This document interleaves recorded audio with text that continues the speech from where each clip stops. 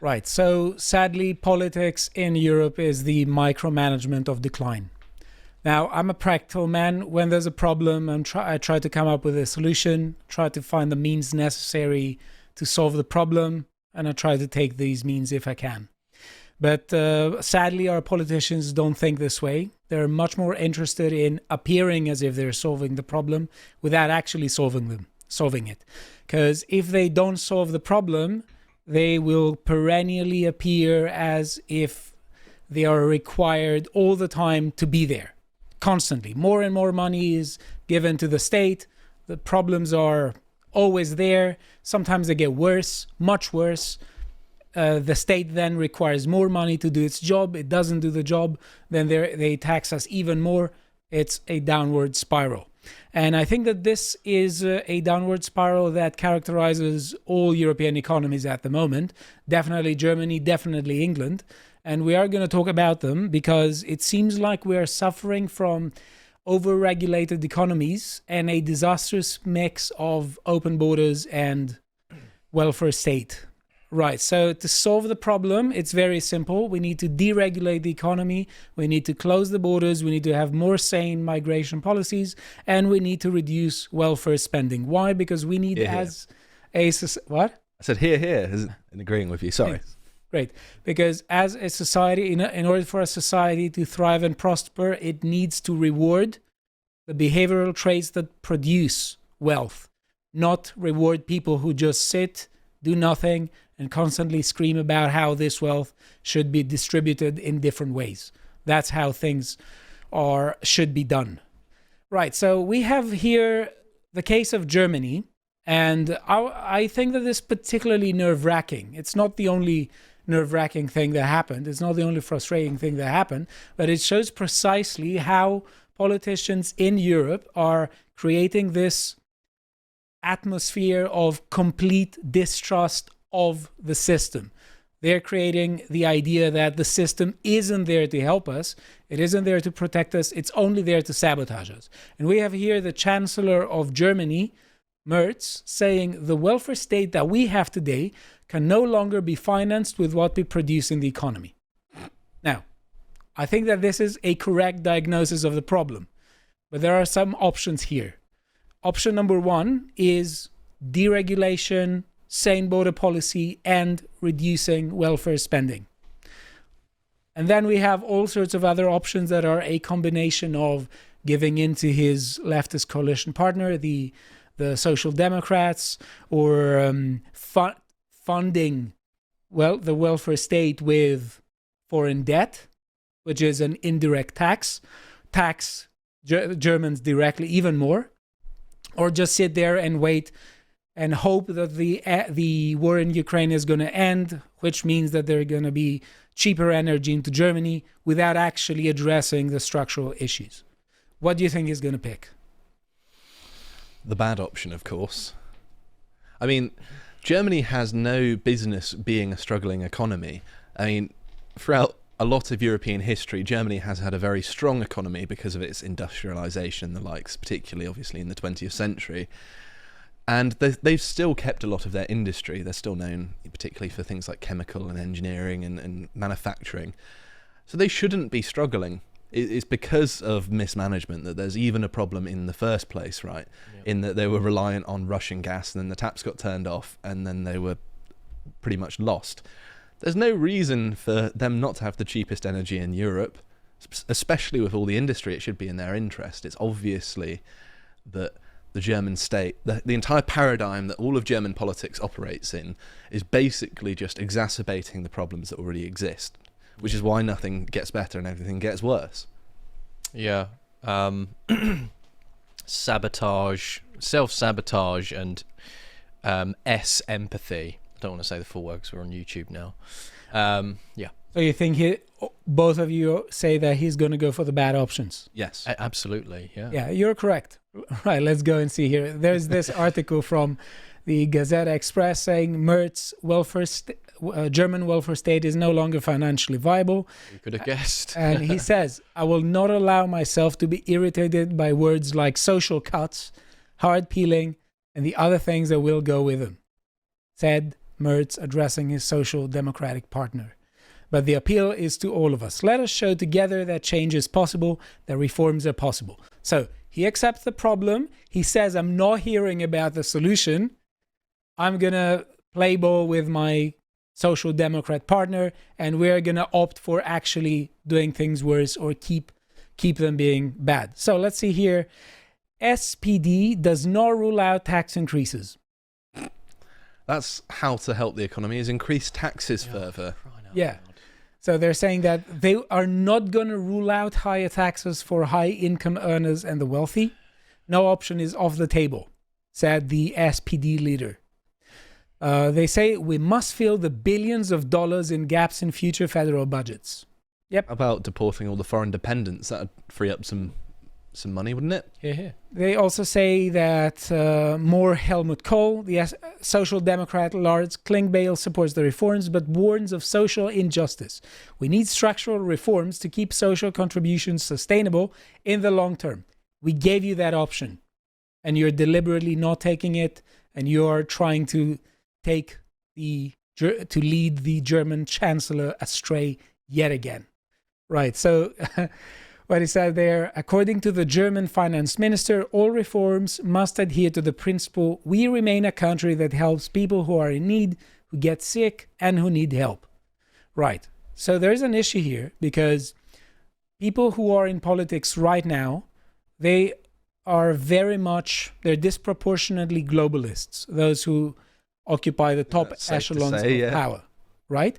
So when they say we need to help people in need, and we need to help the sick, and we need to help those in help, they mean globally. And very frequently, they attach this, they combine this with the leftist thinking, according to which the left should redistribute wealth from the wealthy to the poor, but they mean now globally. They don't mean it just domestically within a country, like saying we have the rich capitalist class and the proletarian class of a single country. They're talking about rich and poor globally speaking, which means we are going to treat the natives of Western nations as globally rich. The same thing happens in Germany, the same thing happens in England, the same thing happens in France. I think it also happens in the US to a degree. I think that's how the leftist globalist establishment goes about things. I'm going to say something controversial and say that taking money from other people and giving it to people who haven't earned it helps nobody in that scenario. On the one hand, you're stealing money from hardworking people to give it to layabouts and losers, but also those layabouts and losers aren't going to learn the ways in which they can become productive members of society, because what giving people free money does is it creates a situation of learned helplessness, whereby they learn to exist in a state whereby they're dependent on other people, and they're less inclined to focus on things like personal development, whereby they better themselves and actually become a productive member of society. I wouldn't say that, I wouldn't frame it exactly as you did. I know, I was being quite harsh. Yeah, you were a bit harsh, because there could be cases where, you know, it's not as, you know, as obviously there are people with disabilities that I'm not including in that. I fully support looking after people like that. Just to be clear. Yeah, okay. And the elderly. Right, so CDU and children rules out tax hikes. The CDU, the largest partner in Germany's ruling coalition, has ruled out any additional burden on small and medium-sized businesses.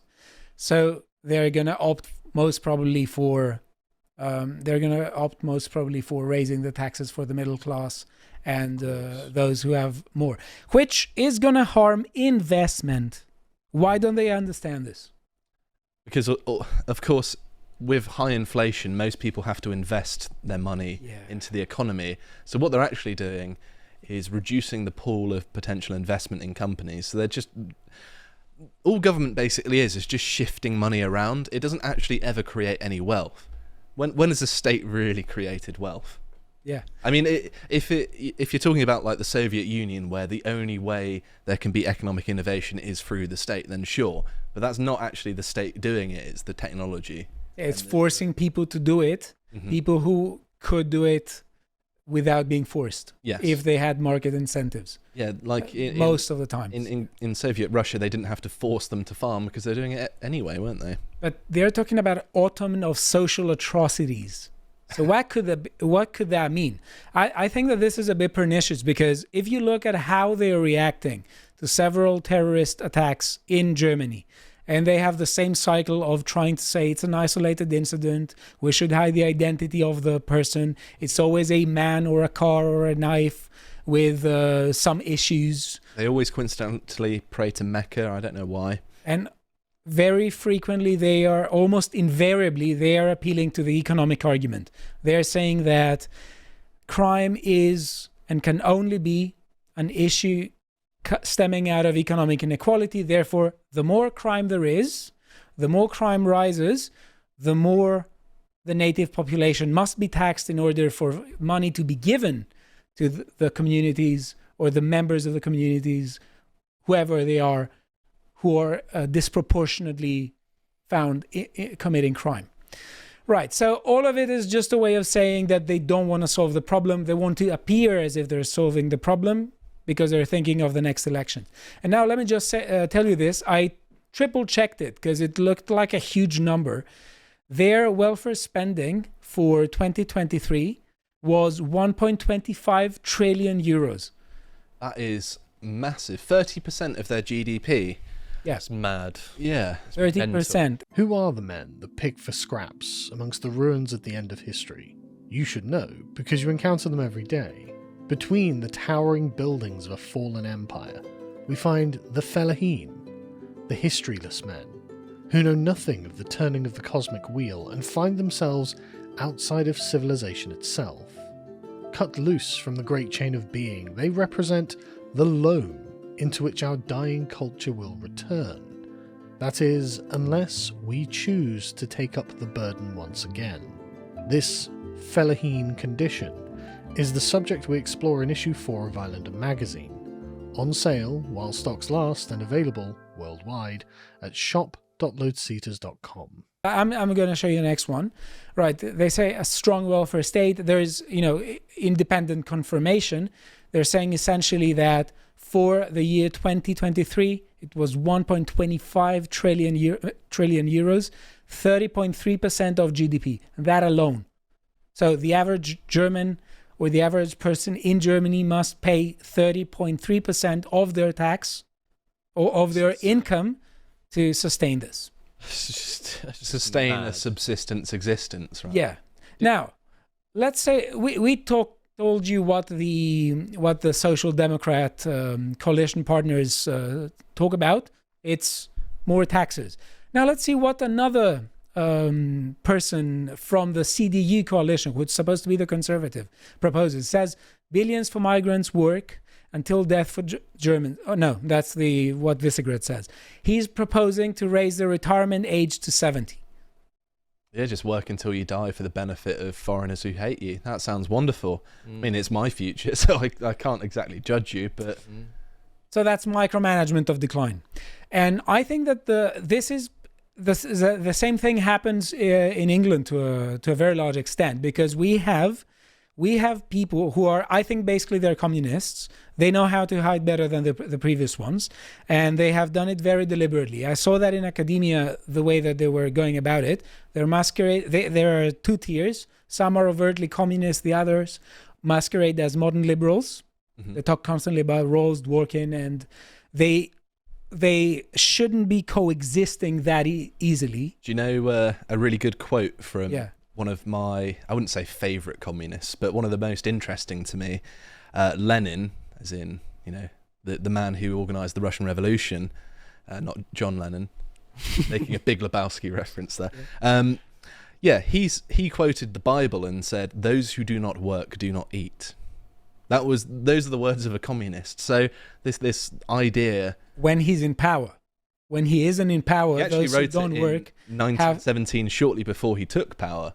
Yeah. So he was basically saying that you've got to work to have the state look after you, otherwise you don't deserve it. Because he was basically arguing that these people are burdens on other people and holding back the revolution. So in a way, the left has abandoned its roots, and even Lenin is more right wing in his opinions. Isn't he also the thinker who said that there are decades where nothing happens, and then there are weeks where nothing happens? I haven't heard that one, but it's funny. No, he actually said there are weeks where decades happen. Oh, right. Yeah, See, I thought you said that nothing happens and nothing it's happens. the Chad Jack paraphrase of the... Yeah, Lenin, the king of nothing ever happens. Yes. So they are basically communists who know how to hide, but essentially they are doing one thing. They constantly see every disparity of outcome as a sign of inequality. And they're saying something must be done about it. We need to flatten out inequalities. Whether they come off as Marxists or not, that's their temperamental principle. That's what describes their principle. And they're going the way of things. Now, we did a segment about Rachel Reeves and the horrible performance of her economy. I was actually on that one, wasn't I? Yeah, that was a really good one. I think Luca was with us as well. Right, which is yeah. really It's good. an insane quote. And let me also show you something that Andy unearthed. This is Cabinet Secretary of the years 2005-2011, Gus O'Donnell, who said, "I think it's my job to maximize global welfare, not national welfare." It's just an insane quote. And Genuinely. it's my job to maximise your prison sentence for treachery.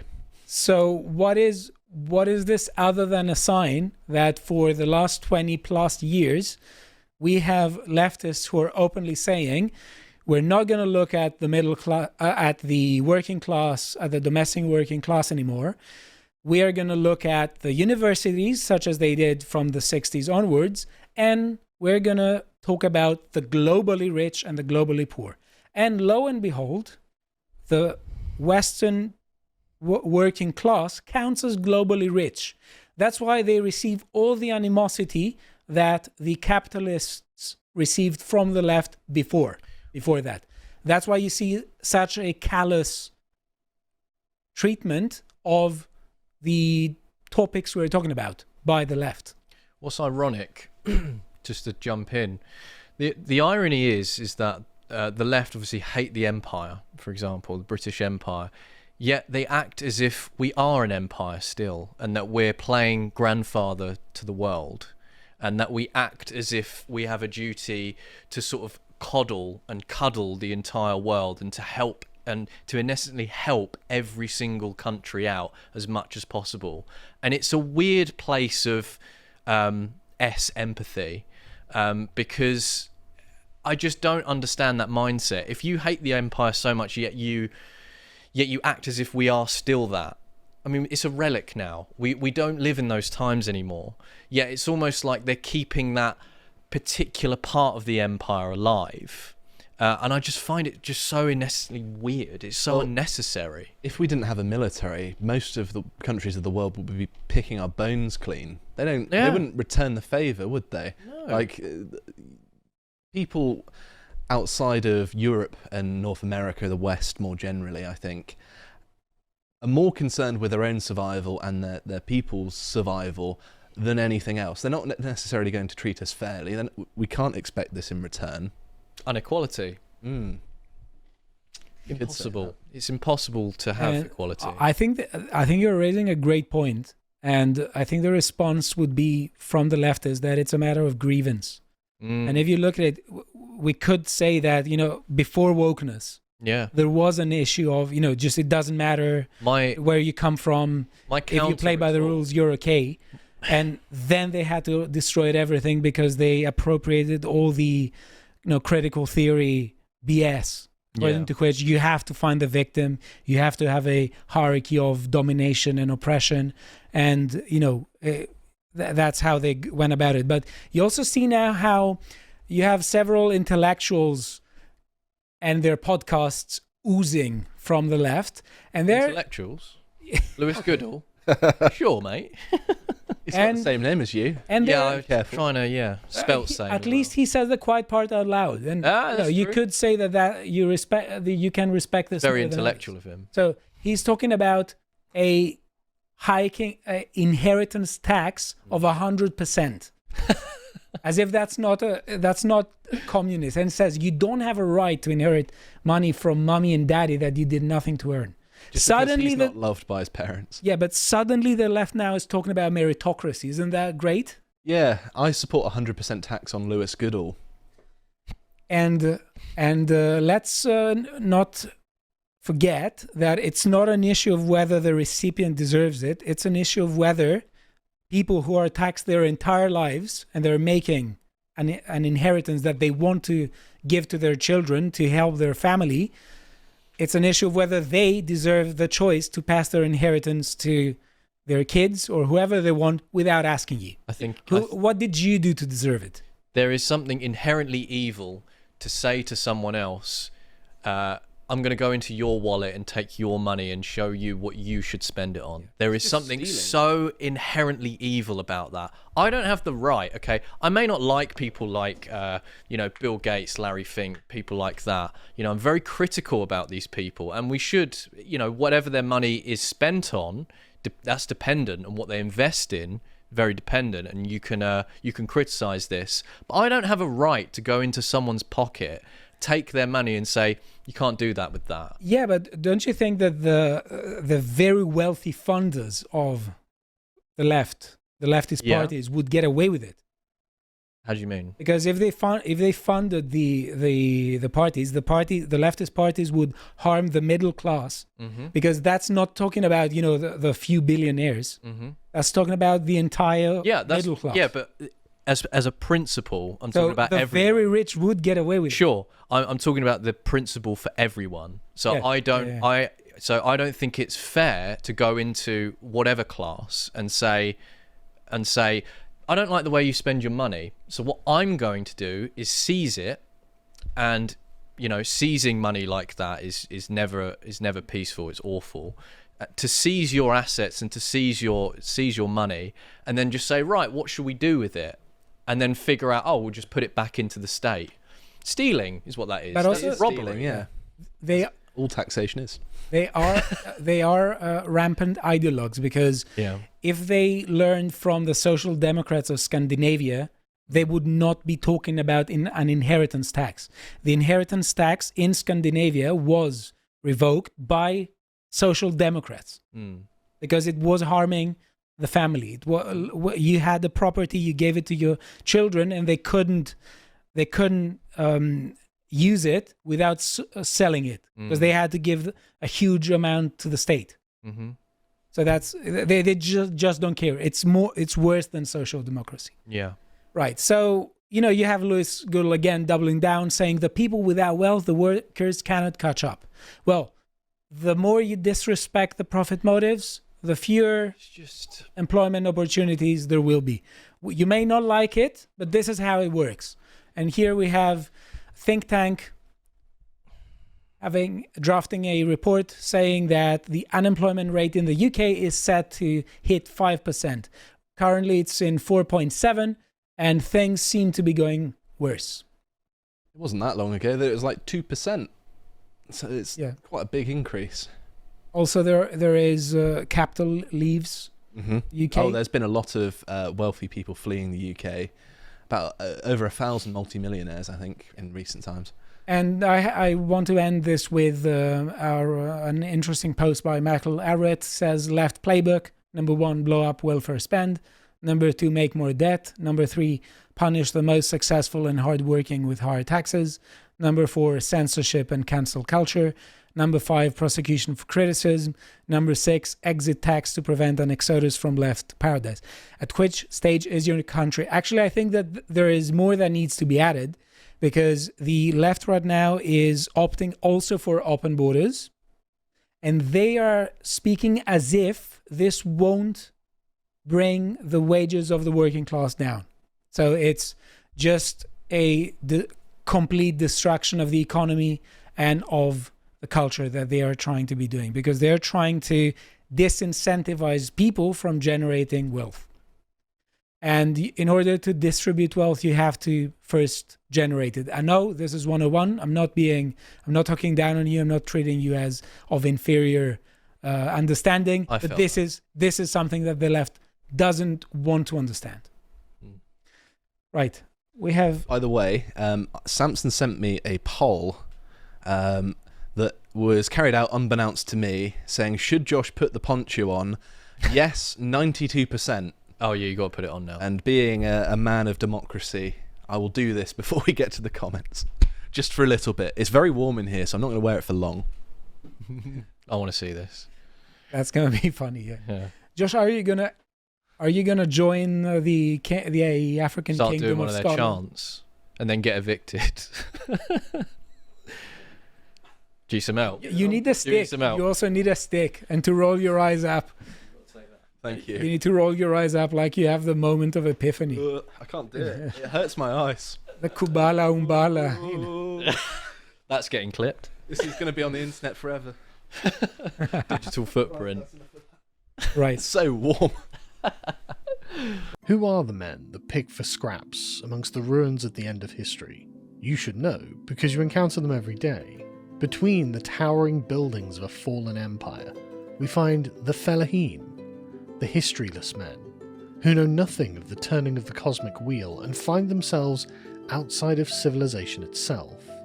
Cut loose from the great chain of being, they represent the loam into which our dying culture will return. That is, unless we choose to take up the burden once again.